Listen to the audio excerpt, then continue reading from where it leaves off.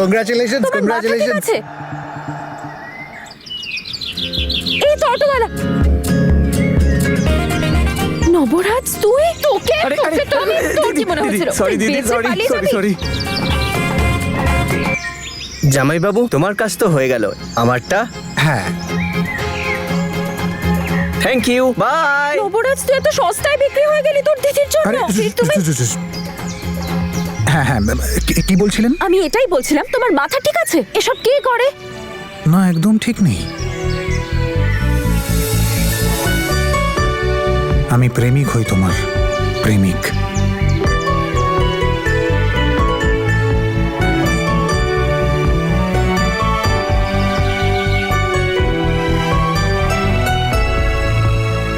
কি ছিল এইসব? জানো কত ভয় পেয়ে গিয়েছিলাম আমি। কেন? তোমার কি মনে হয় যে আমি কোনো গুন্ডা? না, কোনো ভদ্র বাড়ির ছেলে মনে হচ্ছিল, কারণ তারাই তো এসব করে বেড়ায়, তাই না? আরে কথাটা তো শোনো, আমার মনের এই চুড়ি তো তুমি বরাবর ছিলে, এখন কলেজেরও হয়ে গেলে। কংগ্রাচুলেশনস। কংগ্রাচুলেট করছো তাও এইভাবে ভয় দেখিয়ে?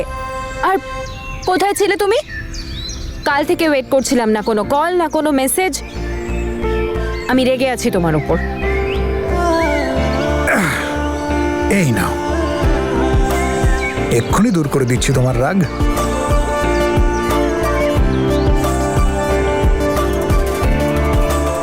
এসো। ট্র্যাক্টরে কোথায় পালিয়ে নিয়ে যাওয়ার চেষ্টা করছো? কেন, আমার সাথে পালাতে চাও না? ছেড়ে দে ওকে, ওর নাম পর্যন্ত তুই একেবারে ভুলে যা।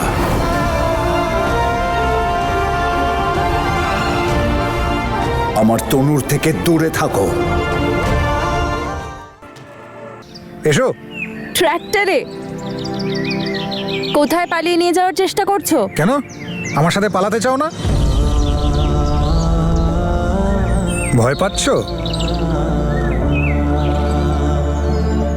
ভয় লাগছে না, কিন্তু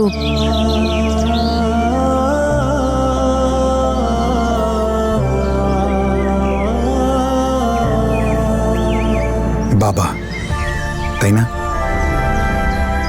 তনু, আমি এত কিছু করেছি তার কারণ মুখে হাসি আসতে পারে। তোমায় ইমোশনাল করার জন্য করেছি নাকি? অল্প কিছুক্ষণের জন্য কি সবকিছু ভুলতে পারো না? অল্প কিছুক্ষণের জন্য কি শুধু আমার হতে পারো না?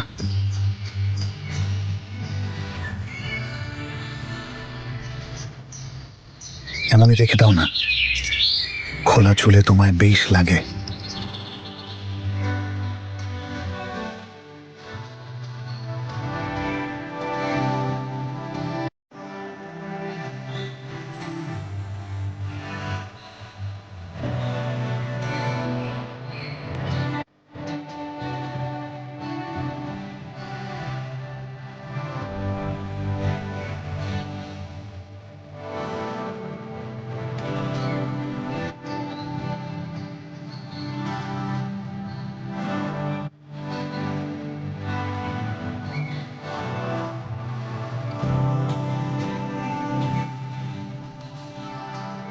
চলো।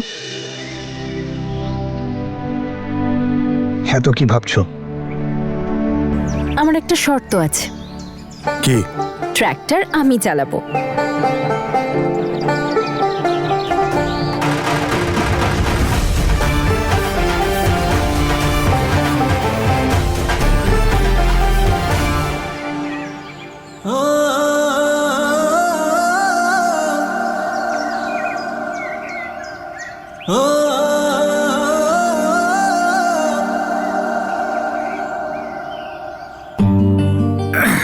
তাহলে যাওয়া যাক।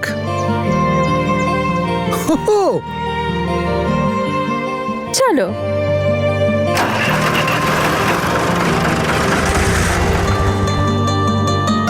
আরে সাবধানে, মনের অ্যাক্সিডেন্ট তো বহুকাল আগেই হয়েছে। আচ্ছা, তাই নাকি? এবার দেখো।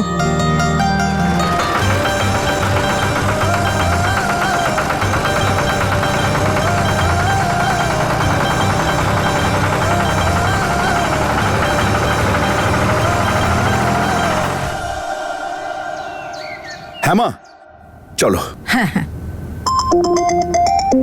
বীরের মায়ের ফোন। স্পিকারে দাও। নমস্কার দিদি, সব ভালো তো? হ্যাঁ নমস্কার দিদি, সব ঠিক আছে। ওহো, আসলে দিদি আমি এই জন্য ফোন করেছিলাম যে আপনাকে জিজ্ঞেস করে নি, যদি আপনি প্রার্থনা করতে চান তাহলে আমিও ওখানে যেতাম আর দেখা হয়ে যেত আমাদের।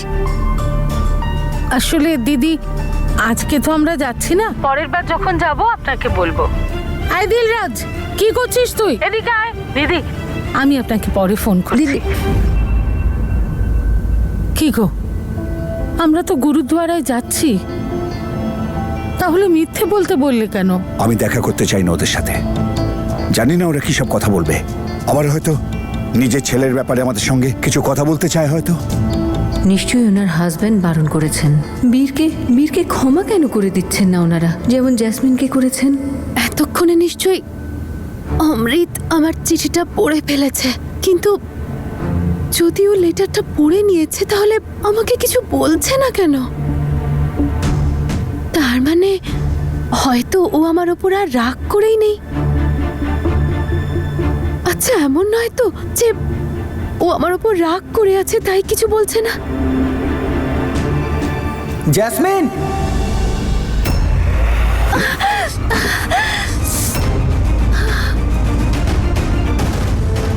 জ্যাসমিন,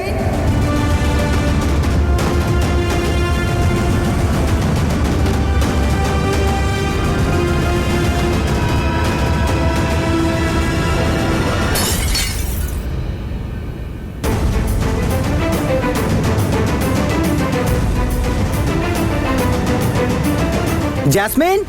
নিশ্চয়ই অমৃত লেটারটা পড়ে ফেলেছে, সেই জন্যই এত রেগে আমাকে ডাকছে।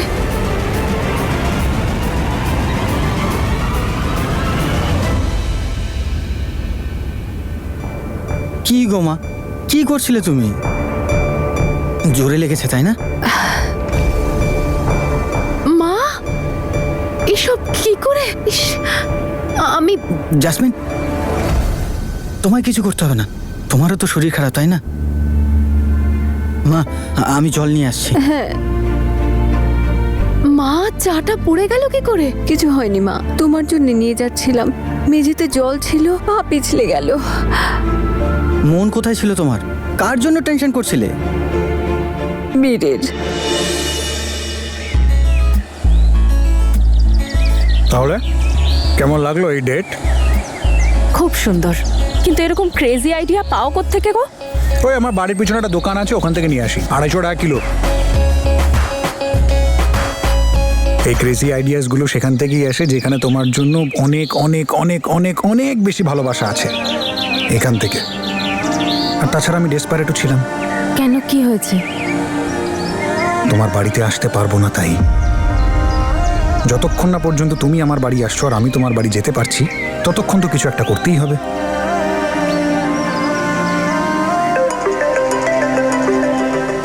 মায়ের ফোন। হ্যালো। শোন, তাড়াতাড়ি আয়, 4টের সময় গুরুদ্বারায় যাব। হ্যাঁ মা, আমি এক্ষুনি আসছি। বাই। ঠিক আছে মা। বীর, গুরুদ্বারায় যেতে হবে, আমার এক্ষুনি বেরোতে হবে। কিছুক্ষণ থাকো না আমার সাথে প্লিজ। তুমি এসব ছেড়ে দাও না মা, আমি নিজেই করে নেব। কোনো ব্যাপার না মা, আপনারও একটু রেস্টের প্রয়োজন। আপনি এখন কাজ করলে কিন্তু আরো ব্যথা বাড়বে। আপনি বিশ্রাম করুন, আমি করে দিচ্ছি।